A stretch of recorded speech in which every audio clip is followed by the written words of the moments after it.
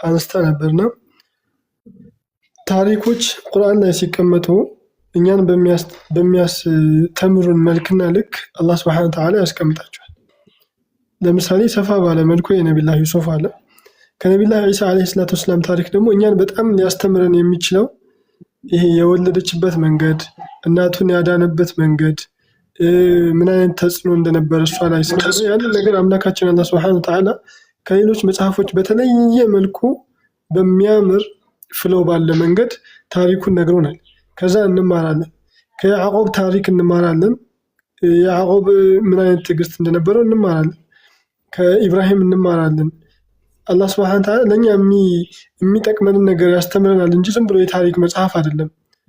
ከዛ ቅድም ከክርስቲያኖች ጋር ኮምፔር ለማድረግ ሞክረሻል መኪ፣ እንደተረዳሁት ማለት ክርስቲያኖች እኮ ምንም ቤዝ የላቸውም ነው የምንለው እኛ። ምንም አይነት ቤዝ የላቸውም ክርስቲያኖች፣ ቤዝ የላቸውም። ኢቭን ከ12 ዓመት እስከ 30 ዓመት እስኪሞላው ድረስ ኢብሮ በታሪክ መጽሐፍ ላይ ኢየሱስ ክርስቶስ ህንድ ሀገር ሂዶ ጥንቆላ እንደተማረ ምናምን ያስቀምጣል። ታውቃለህ? ከ12 ዓመቱ ሉቃስ ላይ ያልቅና ከዛ 30 ዓመቱ ላይ ነው የሚጀምረው። 18 ዓመት ማጂክ እየተማረ ነበር ምናምን ብሎ የሚያስቀምጡም አሉ። እና የሚወዳደር ነገር አይደለም ልጅ ፈልጌ ነው መኪ። አንደርስታንድ አድርገሽኛል? እኔ አንደርስታንድ አድርጌያቸዋለሁ፣ ግን እናንተ ኢንቴንሽን የገባቻል መሰለኝ። ማለት እንዴት ነው ቁርአን ላይ ያለ ነው መኪ ችግር ካለ ብቻ ነገር ለማወቅ ነው ብለሽኛል። እኔ እኮ አሁን ችግሩ ለዛ ነው። እኔ ከጥያቄ የምፈልገው ምን እንደሆነ ታውቂያለሽ? ከፍታ ላይ ነው የምፈልገው። መጨረሻው ላይ ምንድን ነው ፍላጎትሽ ነው? በቃ የመጨረሻው ፍላጎትሽ ምንድን ነው? አሁን ከዚህ ጥያቄ እኛ ጥያቄው ገብቶናል፣ አስረድተንሻል። ግን ምንድን ነው የመጨረሻው ጥያቄ ምንድን ነው? አለ ወይስ የለም? የለም። በቃ ያለው አለ፣ የሌለው የለም። ለምሳሌ አሁን ኢየሱስ ክርስቶስ ምድር ላይ ሲያደርጋቸው የነበሩ ታሪኮች የተወሰኑ ታሪኮች አሉ፣ የሌለው ደግሞ የለም። እሺ ምንድን ነው አሁን ጥያቄው? አለ ወይስ የለም? ያለው አለ፣ የሌለው የለም። እሺ ምን? ከዛስ? አይ አለመኖሩን ለማወቅ ነው በቃ። እሺ አይ ከዛስ? እሺ ገብቶኛል። ምንድን ነው ጥያቄው ነው? ከዛስ ማለት እኔ የፈለኩት ምንድን ነው እያለ እኛ ቁርአን ላይ እያለ እነሱ ጋር ስላልተጠቀሰ ይመስለኝ ነበር እንደዛ የምንለው። ማለት እናንተ መጽሐፍ ቅዱስ ላይ ያው ወሳኙ ነገር ተጠቅሷል በአጭሩ። በቃ የሚያስፈልገው ነገር ስቅለት አይደል? አንደኛ አልተሰቀለም፣ አልተገደለም። አንድ ኢየሱስ አምላክ ነው አይደል? አምላክ አይደለም። ሁለት እሺ፣ ሶስተኛ የተወለደበት ቦታውን አላህ አስተካክሎ በረት ውስጥ አይደለም የተወለደው ዘንባባይቱ ዛፍ አጠገብ ነው። ሶስት ራሱ የሚጠየቅ ነው። ይበላ ነበር ካና ያኩላን ጣዓም፣ እነሱ ምግብን ይመገቡና ተአምር መስራቱን ይናገራል ምናምን። ያረማቸው ፓርቶች አሉ፣ አንድ የሆንባቸው ፓርቶችም አሉ። እዚህ ኖረም አልኖረም ለእኛ የሚፈይደን ነገርን አላህ አስቀምጦልናል። የማይፈይደን ነገር ደግሞ ወደዛ ጥሎ አልነገረንም ማለት ነው። እሺ ያን ያለው ነገር ግልጽ ነው። አዎ ገብቶኛል። ጥያቄ ስትጠይቁ ያጀማል፣ አንቺ ብቻ ሳይሆን ለሁሉም ሰው ጥያቄ ስትጠይቁ የጥያቄው መጨረሻ ነው። አሁን እኔ ከይቅርታ ጋር እኔ እንደዛ ነው የምፈልገው። ከዛስ መጨረሻሽ ምን ይሁን? ነቢዩ ሰለላሁ ዐለይሂ ወሰለም ከአንድ በላይ ሚስት አገብተዋል። እሺ ምን? እንደዛ ነው መጨረሻው። የእኔ ጥያቄ ይሄ ነው። እሺ መኪ በቃ እንደዛ ነው። የፈትዋ ጥያቄ አደራ ማንም ሰው እንዳይጠይቀኝ። አሁን የገባው የጊፍት ምልክት ያለ ልጅ እንዲሁ አጠያየቅህን ሳየው እውቀት ያለው ይመስላል፣ ግን ጥያቄህ ደግሞ እንደማናስተናግድ እያወቅህ ነው እየጠየቅ ያለው። ቀጥል። ምንድን ነው ጥያቄ? እሺ ምን አይነት ጥያቄ ልጠይቅ ታዲያ? እኛ የምጠይቀን ንጽጽራዊ ጥያቄ በፕሮፌሽናችን መሰረት። እሺ ሀቢቢ ፕሮፌሽናችን እኛ እኔ ሙፍቲ አለው አይደለም እንዴ? ሙፍቲ ነኝ ስታየኝ እዚህ ጋር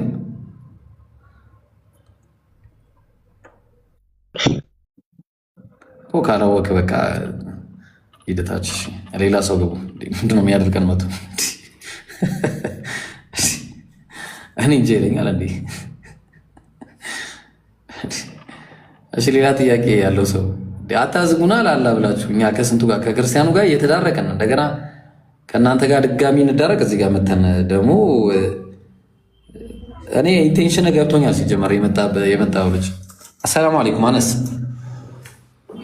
ሰላም እንዴት ነህ? እንዴት ናችሁ? ደህና ነኝ እኔ አልሐምዱሊላህ። እንዴት ነህ? አልሐምዱሊላህ አለን ትላለህ። አሁን በስልክ አውርተኸኝ እንዴት ነህ ትለኛለህ? እና ምን ልበል ታዲያ? ያው እዚህ ስትመጣ ሌላ ሰው ና እዛ እንደምናወራው እዚህ ታወራለህ ትላለህ። እሺ መርሃባ። ጥያቄ እናስተናግድና ኢንሻአላህ። እሺ ፈቲ አለሽ ወይስ ካልተወረባበሽ አይሆንም የቲክቶክ? እሺ ቀጥይ። ሰላም አለይኩም። ወአለይኩም ሰላም ወራህመቱላህ። እንዴ አይነት ጥያቄ ነው? በቀድር ዙሪያ ነበርና የሆነ የቁርአን በቀራ ላይ ያለውን ኸተመላሁ ዐላ ቁሉቢሂ ወዐላ ሰሚዒሂም የሚለውን አያ ወሰደና የሆነ ልጅ ምን አለኝ፣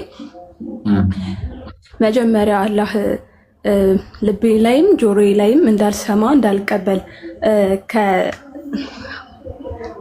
ከተም ካረገብኝ ለምን ጥፋተኛ እደረጋለሁ ባለማመኒ ምናምን ብሎ ጠየቀኝና ጥቅሱን አልጨረሰም። ጥቅሱን ከመጀመሪያው ጀምሮ ነው ያነበበው። ጥቅሱን ራሱ ሐረጉን አንብቦታል። ፊ ቁሉቢሂም መረድ እኮ ገባኝ።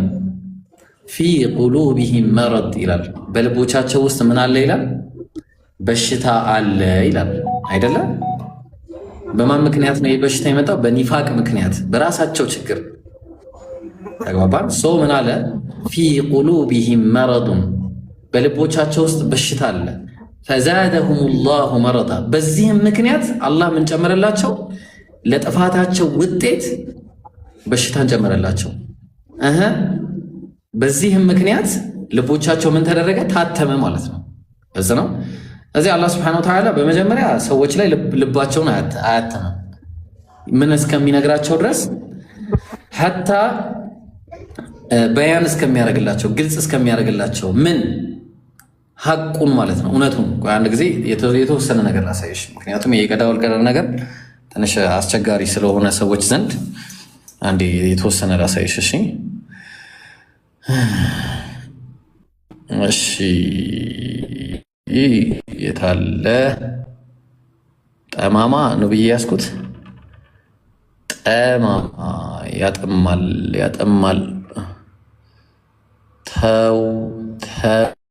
ተውጣ ትላለህ። አጥማሚ ነው ያስኩት። እሺ ያውና ያዝጋሽ። ኦልራይት ፊ ቁሉቢሂም መረዱ። በደንብ አዳምጡ እሺ። ያጀማ ትንሽ ሰፋ አድርጌ ላብራራላችሁ፣ ምክንያቱም ይሄ ለሌላ ሰው ስለሚጠቅም ማለት ነው። ለአንድና ለሁለት ሰው ሳይሆን ለብዙ ሰው ስለሚጠቅም። እሺ ምንድን ነው? በመጀመሪያ ደረጃ እሱ ብቻ አይደለም። እዚህ ጋር አላህ ሱብሓነሁ ወተዓላ ቁርአን ላይ በደንብ አዳምጡ። ቢያንስ ሪካርድ አድርጋችሁ ለሰዎችን ብትሰጡ ምናምን ተጠቃሚ ትሆናላችሁ። አላህ ዘንድ ምንዳን ታገኙበታላችሁ። እሺ አጀማ ሪካርድ ብታደርጉትም ማለት ነው። እሺ ምንድን ነው?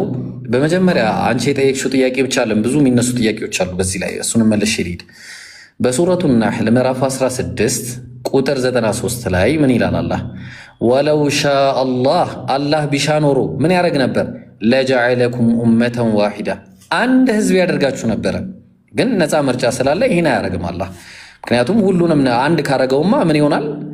በአጠቃላይ ሁሉም የተመራ ይሆንና በግዴታ ይሆናል፣ እንደ መላኢካዎች ይሆናሉ ማለት ነው ሰዎች። ግን አላህ ምንድን ነው የሚያደርገው? በነፃ ምርጫ እንድንኖር አደረገ ማለት ነው። ከዚህ በኋላ ግን አለ ምን አለ አላህ?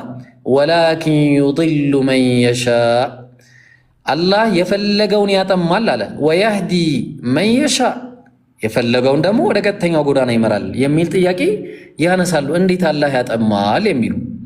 ስለዚህ ይሄንንና እነዚህን የመሳሰሉ ጥያቄዎች አሉ። ለምሳሌ አላህ ስብሐነሁ ወተዓላ ይሄንን ጥያቄ አስመልክቶ ይሄንን ጥያቄ የአንቺ ጥያቄ በዚህ ውስጥ ነው የሚመለሰው። ይሄን ጥያቄ አስመልክቶ እንደዚህ አይነት ጥያቄዎች ሲመጡ የነዚህ ተመሳሳይ የሆኑ ሌሎች ጥቅሶች አሉ እና እንያቸው። ለምሳሌ አላህ በሱረቱ ኒሳ ምዕራፍ 4 ቁጥር 116 ኢነላህ ላ የግፊሩ አን ዩሽረከ ቢህ፣ አላህ እነዛ ሙሽሪክ የሆኑ ሰዎችን አይምራቸውም ከሞቱ በኋላ አለ። ግን ወየግፊሩ ማ ዱነ ዛሊከ ሊመን የሻ አለ። ለፈለገው ደግሞ ይምራል ከዚህ ውጭ ላለ አለ። አሁን በደንብ አድርጋችሁ አዳምጡ። ኢነላህ ላ የግፊሩ አዩሽረከ ቢሂ አለ። ምንድን ያለው? አላህ በእሱ ላይ ማጋራትን አይምርም አለ አይደለ? ግን ደግሞ አላህ በሱረቱል በቀራ ምዕራፍ 2 ቁጥር 284 ላይ ምን ይላል? ፈየግፊሩ ሊመን የሻ ወዩዐዚቡ መን የሻ። አላህ ለፈለገው ይምራል፣ የፈለገውን ደግሞ ይቀጣል አለ። ስለዚህ የፈለገውን ይምራል ከሚለው ውስጥ ከነዚህ ውስጥ ማለት ነው ፈየግፊሩ ሊመን የሻ ከሚለው ውስጥ እነማን ይወጣሉ? ኢነላህ ላ የግፊሩ አዩሽረከ ቢሂ አላህ በሱ ላይ ማጋራትን አይምርም የሚሉት ፈየግፊሩ ሊመን የሻ የሚሉት ይወጣሉ ማለት ነው። እነዛ ይወጣሉ ከዚህ ውስጥ ማለት ነው። ግልጽ ነው። ልክ እንደዚሁ ሁሉ አላህ ዩድሉ መን የሻ ወየህዲ መን የሻ ሲል ከዚህ ውስጥም ተነጥለው የሚወጡ ሰዎች አሉ ነው። እነማን ናቸው? እንያቸው። ለምሳሌ አላህ ሱብሓነሁ ወተዓላ በሱረቱ ኒሳ ምዕራፍ 4 ቁጥር 147 ላይ ማ የፍዐሉ ላሁ ቢዐዛቢኩም ኢንሸከርቱም ወአመንቱም፣ አላህ እናንተን በመቅጣት ላይ ምን አለው አመስጋኝና ከዛ ካመሰገናችሁ በኋላ የምታምኑ ከሆነስ አለ። ወካነ አላሁ ሻኪረን ዐሊማ፣ አላህ ወረታን መላሽና አዋቂ የሆነ ጌታ ነው ይላል። ስለዚህ አላህ እኛ ምናመሰግንና ምናምን ከሆነ አይቀጣንም፣ ያዙልኝ፣ አያጠመንምም። በሱረቱል አተውባ ምዕራፍ 9 ቁጥር 115 ላይ ወማ ካነ አላሁ ሊዩድለ ቀውመን በዕደ ኢዝ ሀዳሁም፣ አላህ ሰዎችን ከመራቸው በኋላ መቼም አያጠማቸውም ማለት ተግባባን። ወማ ካነ አላሁ ሊዩድለ ቀውመን ህዝቦችን አላህ አያጠምም እስከ መቼ? በዕደ ኢዝ ሀዳሁም ምን እስከሚያረጋቸው ከመራቸው በኋላ ምን እስከሚያረጋቸው ሐታ ዩበይነ ለሁም ማ የተቁን የሚፈሩትን የሚጠነቀቁትን ይሄን አርጉ ይሄን አታርጉ የሚለውን ቃል ሳይነግራቸው በፊት አላህ ሰዎችን ከመራቸው በኋላ አያጠማቸውም ይላል። ምክንያቱም ኢነላሃ ቢኩሊ ሸይኢን ዐሊም፣ አላህ በነገር ሁሉ አዋቂ ነው። አዋቂ የሆነ አካል ደግሞ ያለ አግባብ አንድን አካል ሊያጠማ አይገባውም ነው ቁም ነገሩ። ስለዚህ አላህ ሱብሓነሁ ወተዓላ አንድን ሰው የሚፈራውን ይሄን አርግ ይሄን አታርግ የሚለውን እስካልነገረው ድረስ ከተመራ በኋላ ለጥመት አይዳርገውም ይላል። ስለዚህ እነማን ናቸው የሚጠሙት? እንየው እስቲ። በሱረቱ ሰፍ ምዕራፍ 61 ቁጥር 5 ላይ እንዲህ ይላል ወኢዝ ቃለ ሙሳ ሊቀውሚሂ ያ ቀውም፣ ሙሳም ለህዝቦቹ ባላቸው ጊዜ እናንተ ህዝቦቼ ሆይ አለ ሊመ ቱእዙነኒ፣ ለምንድነው አዛ የምታረጉኝ የምታስቸግሩኝ ይላቸዋል። ወቀድ ተዕለሙነ አኒ ረሱሉላሂ ኢለይኩም፣ እኔ የአላህ መልእክተኛ ወደ እናንተ የተላኩኝ መሆኔን እያወቃችሁ ያውቃሉ ማለት ነው። ከዛ ምን አለ አላህ ፈለማ ዛጉ አዛገ ላሁ ቁሉበሁም፣ እምቢ ብለው ልባቸውን ቸጋራ ባደረጉ ሰዓትና በተዘነበሉ ጊዜ አላህም ልባቸውን ቸጋራ አደረገባቸው አዘነበለባቸውም ማለት ነው። ልቦቻቸውን በምን ምክንያት? ፈለማ ዛጉ በተዘነበሉ ጊዜ እምቢ ባሉ ጊዜ ማለት ነው። ግልጽ ነው። ስለዚህ አላህ እምቢ ያሉ ሰዎችን አይመራቸውም ማለት which means ለጥመት ይዳረጋሉ ማለት ነው። የዋጋቸው ደሞዝ ደግሞ በጥመት ላይ ጥመት ይሆናል ማለት ነው። አላህ በሱረቱል በቀራ ምዕራፍ 2 ቁጥር 10 ላይ ፊ ቁሉቢሂም መረዱን ፈዛደሁም ላሁ መረዳ፣ በልቦቻቸው ውስጥ በሽታ አለ እነዚህ መናፍቃን ይላል። ምን አይነት ነው በሽታቸው? እንዲህ እያለ ይነግረናል ወረድ ሲል ማለት ነው። አላህ ወደ ህዝቦቻቸው ማን ነው ወደ አማኞች ፈለማ እነዚያ ያመኑትን ባገኟቸው ጊዜ ቃሉ አመና አምነናል ይላሉ።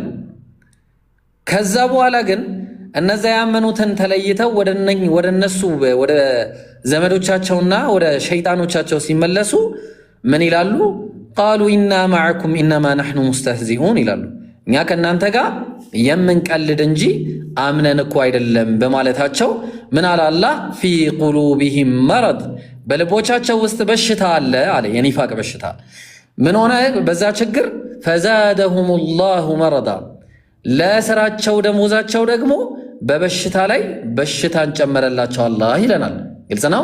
በዚህም ምክንያት ወለሁም ዐዛቡን አሊሙን ቢማ ካኑ የክዚቡን ሲሰሩት በነበረው ማለትም ሲዋሹት ሲያስተባብሉ በነበረበት ምክንያት አላህ የጀሃነም እሳትን አዘጋጅቶላቸዋል ይላል። አላህ በሱረቱል አዕራፍ ምዕራፍ 7 ቁጥር 146 ላይ ሰአስሪፉ ዐን አያቲ ከኔ አንቀጾች ፊታቸውን አዞርባቸዋለሁ አለ አላህ። እነማንን? አለዚነ የተከበሩነ ፊል አርድ ቢገይሪል ሐቅ ያለ ምክንያት በምንም አይነት ሐቅ ሳይገባቸው በምድር ላይ የሚኩራሩ የሆኑ ሰዎችን ምን አረጋቸዋለሁ አለ አላህ። ሰአስሪፉ ዐን አያቲ ከኔ አንቀጾች ልባቸውን አዞረዋለሁ አለ አላህ። ስለዚህ ይሄ ነው ማለት ነው የደሞዛቸው። አሁንም ለዛ ነው አላህ ምን አለ ታዲያ እንደዚህ አይነት ጠማማና እንዲህ አይነት የማይታዘዙ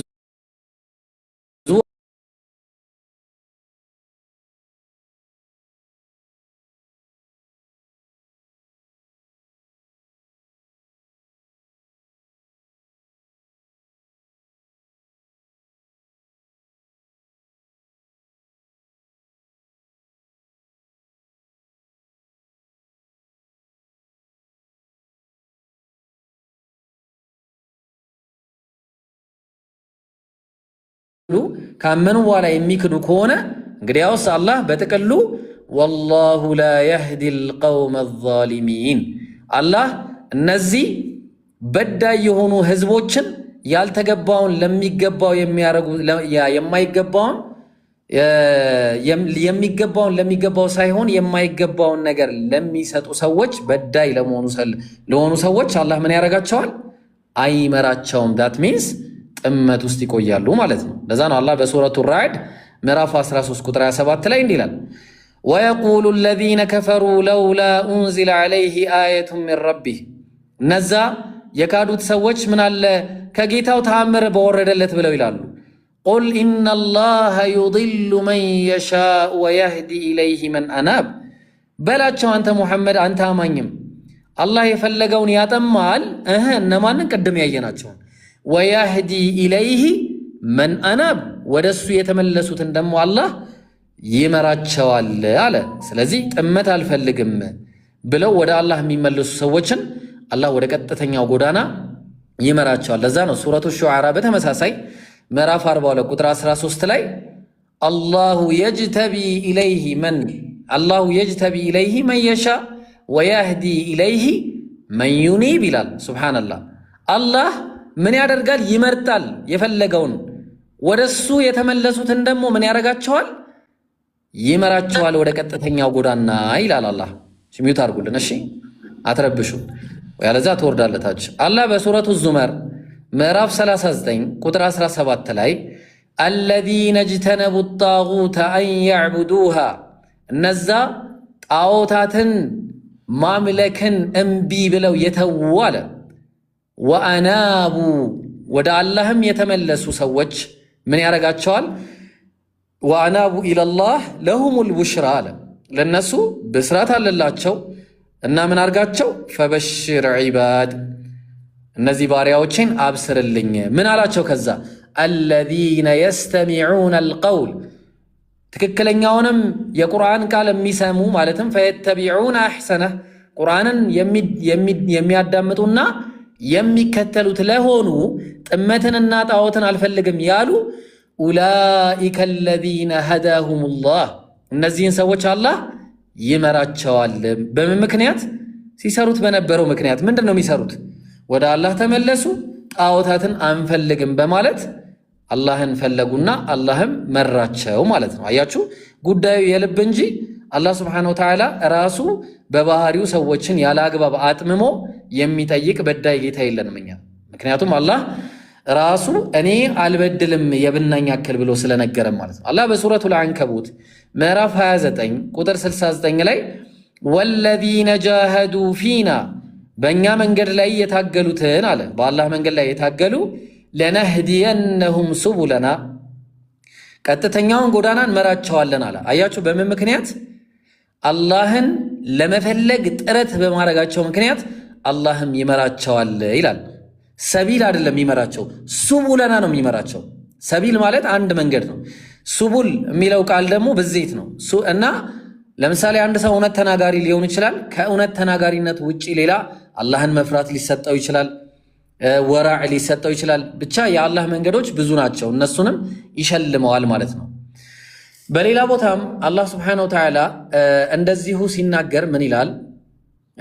በሱረቱል ቀሰስ ምዕራፍ 28 ቁጥር 56 ላይ ኢነከ ላ ተህዲ መን አሕበብት፣ አንተ የፈለግከውን አትመራም። አንተ ኢብራሂም፣ አንተ አነስ፣ አንተ ማሂር፣ አንተ ሸጀማል፣ ሁላችሁ እዚህ ላይ ያላችሁ ሰዎችም ነቢያችንንም ሙሐመድን ዓለይሂ ሰላቱ ወሰላም የፈለግከውን አትመራም። ወላኪን አላህ የህዲ መን የሻ፣ አላህ ግን የፈለገውን ይመራል። ለምን? ምክንያቱን ይመልስልን።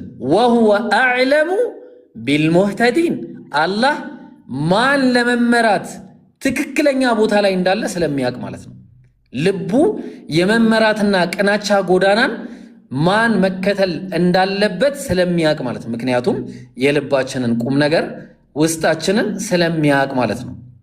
ስለዚህ አላህ በሱረቱል አንፋል ምዕራፍ 8 ቁጥር 7 ላይ ያ አዩሃ ነቢይ፣ አንተ ነቢይ ሆይ ቁል ሊመን ፊል አይዲኩም፣ በእጃችሁ ላሉ ነገራቸው፣ ሚነል አስራ፣ እነዛ ምንድነው ምርኮ በምርኮ የተያዙ ማለት ነው፣ ወይ ደግሞ እስር ቤት ውስጥ የተቀመጡ ማለት ነው።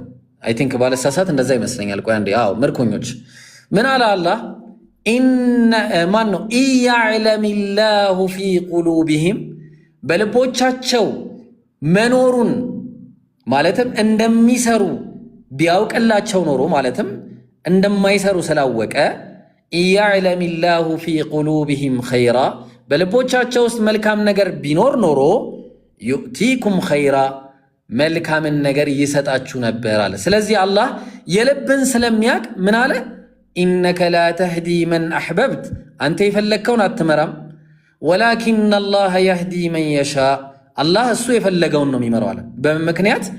ወሁወ አዕለሙ ቢልሙህተዲን፣ አላህ ማን ለመመራት ልቡ ክፍት እንደሆነ፣ ማን ደግሞ በጠሩል ሐቅ ወይ ደግሞ ሐቅን አልቀበልም በማለት ልቡን የሚያዘነብል ማን እንደሆነ በግልጽ ቁርአኑ ላይ ስለነገረን ማለት ነው። ታገሱኝ፣ አንድ የተወሰነች ብቻ ነው ማሳያችሁ። አላህ በተመሳሳይ በሱረቱል አንዓም ምዕራፍ 6 ቁጥር 125 ላይ ፈመን ዩሪድ ላሁ አን የህዲየሁ የሽረሕ ሰድረሁ ሊልኢስላም ይላል። ልብ አድርጉ። አላህ ወደ እስልምና ሊመራው የፈለገውን አለ ልቡን ይከፍትለታል። ለምን? ልቡን ስለሚያውቀው፣ ቅድም እንዳልነው። ወመን ዩሪድ አን ዩድለህ፣ እንዲሁም ሊያጠመው የፈለገውን ልቡን ስለሚያውቀው የጅዐል ሰድረሁ ደይቀን ሐረጃ፣ ልቡን ቸጋራ ያደርግበታል። ሐረጅ በጣም የሚቸገር ያደርገዋል፣ ጠባብም። ከአነማ የሰዐዱ ፊ ሰማ፣ ወደ ሰማይም ኦክስጅን አቶ ትንፋሽ እንደሚያጥረውና እንደሚጨነቅ አይነት ያደርገዋል ይላል አላህ። ከዛሊከ የጅዐሉ ላሁ ሪጅሰ ዐለ ለዚነ ላ ዩእሚኑን አለ። ተመልከቱ፣ አያችሁ በማያምኑት ላይ እንዴት ርክሰትን እንደሚያደርግባቸው አላህ ተመልከቱ በማለት አላህ ምን ይላል ሱብሓነሁ ወተዓላ። እነዚህ ለመመራት ማን ቅርብ እንደሆነ ልባቸውን ስለሚያውቅ ምን ያደርጋቸዋል? ልባቸውን ለእስልምና ክፍት ያደርግላቸዋል ማለት ነው። ለዛ ነው አንድ ሰው ሲመራ በገዛ ፍቃዱ እንጂ አላህ አስገድዶት አይመራም። ምን አለ አላህ በሱረቱል ኢስራ ምዕራፍ 17 ቁጥር 15 ላይ መን ይህተዳ፣ የተመራ ፈኢነማ የህተዲ ሊነፍሲህ፣ ለራሱ ለገዛ ጥቅሙ ሲል ነው የሚመራው አለ ራሱ። ወመን ضለ፣ የጠመመም አለ ፈኢነማ የضሉ ዐለይሃ፣ በራሱ በገዛ ፍቃዱ ነፍሱ ላይ ነው የሚጠመው። የተመራም በራሱ ነው ለራሱ ነው፣ የጠመመም በራሱ ነው ለራሱ ነው በማለት አላህ ምን ይላል ይነግረናል። ለዛ እኮ ነው አላህ አንድን ሰው ምራቻን ከሰጠው በኋላ እንደማይነጥቀው አላህ ይነግረናል። እስከ መቼ? ያው ይንገረን። አላህ በሱረቱ ራዕድ ምዕራፍ 13 ቁጥር 11 ላይ ምን ይላል? ኢነላህ፣ አላህ እኮ ላ ዩገይሩ ማ ቢቀውም፣ በህዝቦች ላይ ያለን ኒዕማ አይቀይርባቸውም አይነጥቃቸውም። እስከ መቼ? ሐታ ዩገይሩ ማ ቢአንፉሲሂም ራሳቸው በልባቸው ውስጥ ያለውን ችግር ማለትም ራሳቸው በልባቸው ውስጥ እምቢ ብለው እስካልሄዱ ድረስ ይላል። ኒዕማውን በገዛ ፍቃዳቸው አልፈልግም እስካላሉ ድረስ ማለት ነው። ስለዚህ አንድ ሰው ኒዕማን አልፈልግም ያለ እንደሆነ አላህ እንግዲያውስ ካልፈለግ ይኸው መብት ነው መጥመም መብት ነው መመራት ብሎ አላህ ይሰጠዋል። ለዛ አላህ ምንድነው ኢነላህ ላ የዝሊሙ ሚስቃለ ዘራ አላህ የሰው ልጅ የብናኝ ያክልን እንኳን ስለማይበድል ማለት ነው። ግልጽ ነው። ባይሆን ወየህዲ ምን አለ ዩሪዱ ላሁ ሊዩበይነ ለኩም አላህ ለእናንተ የሚፈልገው ግልጽ ማድረግን ነው። እንደውም ወየህዲየኩም ሱነነ ለዚነ ሚን ቀብሊኩም ከእናንተ በፊት የነበሩት ወደ ቀጥተኛ ጎዳና የተመሩትን ሰዎች ሊመራችሁ ነው የሚፈልገው። ወየቱበ ዐለይኩም አላህም እናንተን መማር እንጂ መቅጣትን አይደለም ማጥመምን አይደለም የሚፈልገው ይላል እንግዲህ አላህ ሱብሓነሁ ወተዓላ። ስለዚህ በዚህም ምክንያት ነው እንግዲህ እና በመጨረሻ ማንን እንደሚያጠም ላሳያችሁና ያበቃልኛል ማለት ነው። ያበቃልኛል ሳይሆን ያበቃል። ሱረቱል ኢብራሂም ምዕራፍ 14 ቁጥር 27 ላይ ምን አለ አላህ ዩሰቢቱ ላሁ አለዚነ አመኑ ቢልቀውሊ ሳቢት አላህ እነዛ ያመኑትን ሰዎች በምድር ላይ አምነው የሄዱትን ሰዎች ልባቸውን ምን ያደርግላቸዋል? ልክ ምድር ውስጥ ከገቡ በኋላ ሲጠየቁ ላኢላሃ ኢለላህ የሚለውን ቃል ምላሳቸው ላይ እንዲኖር ያደርግላቸዋል። ተግባባን? ገና ሊሞቱ ገርገራ ላይ እያሉ እንደገና ቀብር ውስጥ ከገቡ በኋላ ለሚጠየቁትም ጥያቄ ምን ያደርጋቸዋል? ዩሰቢቱ ላሁ አለዚነ አመኑ ቢልቀውሊ ሳቢት ምን ያደርጋቸዋል? ልባቸውን ወይ ደግሞ እነዚያ ያመኑትን ሰዎች እርግጠኝነትን ማረጋገጥን ልባቸው አፋቸው ላይ ያንን ቃል ይሰጣቸዋል ማለት ነው። በየት ፊል ሐያት ዱንያ ወፊል አኺራ በዱንያም ህይወት በአኺራም ህይወት እና ወዩድሉ ላሁ ዛሊሚን እነዛ የበደሉ ሰዎችን የአላህን መንገድ የማይከተሉ ካዲና ሙሽሪክ የሆኑ ሰዎችን ያጠማቸዋል፣ ያንን ሰባትንም አይሰጣቸውም ይላል አላህ። በተመሳሳይ በሌላ ቦታ ሱረቱል ጋፊር ምዕራፍ 40 ቁጥር 74 ላይ ዩድሉ ላሁ ልካፊሪን እነዛ ካዲያንን ምን ያደርጋቸዋል? ያጠማቸዋል በክህደታቸው ምክንያት። በሌላ ቦታ ሱረቱል በቀራ ምዕራፍ 2 ቁጥር 26 ላይ ወማ ዩድሉ ቢሂ ኢላ ልፋሲቂን እነዛ አላህን ከመገዛት እምቢ ብለው የሚሄዱትን ምን ያደርጋቸዋል? ያጠማቸዋል በማለት አላህ ይናገራል። እና በአጭሩ አላህ ሱብሓነሁ ወተዓላ የሚያጠማው እነዚህን እንጂ በገዛ ፍቃዳቸው የሰሩትን እንጂ አላህማ ነፃ ምርጫን እኮ ሰጥቶናል። ምን ብሎ ነፃ ምርጫ ሰጠን? ምንድን ነበረ ያለው? እሺ የፈለገ ይመን የፈለገ ደግሞ ይካድ ብሎ አላህ ሱረቱል ካህፍ ምዕራፍ 18 ቁጥር 29 ላይ እንደጠቀሰው ሁሉ። ስለዚህ ይህን ይመስላል። ግልጽ ነው ፈቲ?